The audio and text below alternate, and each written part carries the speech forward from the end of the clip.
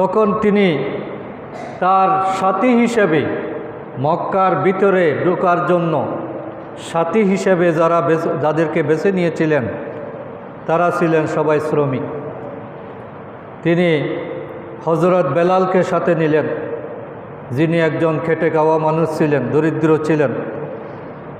হযরত Osama রাদিয়াল্লাহু তাআলা আনহুকে সাথে নিলেন, তিনিও শ্রমিক ছিলেন। এবং এই দুইজনকে সাথে নিয়ে সাবি রক্ষক ছিল উসমান ইবনে তালহা রাদিয়াল্লাহু তাআলা আনহু। তারা দরজা বন্ধ করে দিলেন কাবা শরীফে ঢুকে। আল্লাহ রসুল ঢুকার সময় আবু বকরকেও নেন নাই, হযরত উমরকেও নেন নাই। তাইলে দুইজন খেটে খাওয়া শ্রমিক মানুষকেই আল্লাহর রসুল তার সাথে করে প্রথম কাবা শরীফের দরজাটাকে উন্মুক্ত করেছেন। এবং হযরত বেলাল রাদিয়াল্লাহু তাআলা আনহুর মর্যাদা এত বেশি ছিল সাহাবায়ে কেরামের কাছে যে তিনি যখন রাস্তা দিয়ে আসতেন তাকে দূর থেকে যখন দেখতেন হযরত উমর দাঁড়িয়ে যেতেন।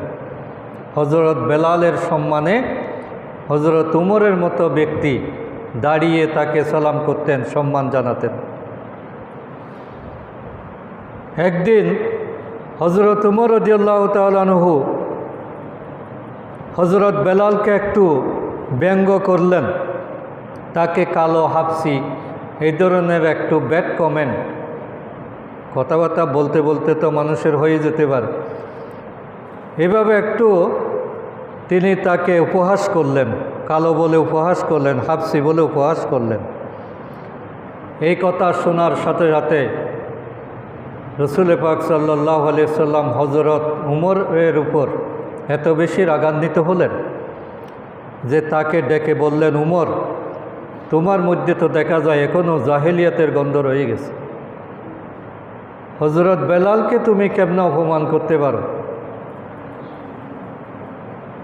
আল্লাহ রসুলের মুখে কথা শোনার পরে হযরত উমর এত বেশি চিন্তিত হয়ে গেলেন যে আমি আল্লাহ রসুল যদি অসন্তুষ্ট হন তাহলে আমার তার মুক্তির কোনো পথ নাই। সুতরাং যে কোনোভাবেই তিনি তার এই কথার জন্য সারা জীবন আফসোস করতেন যে আমি বেলালকে এই ধরনের কথা কেন বললাম।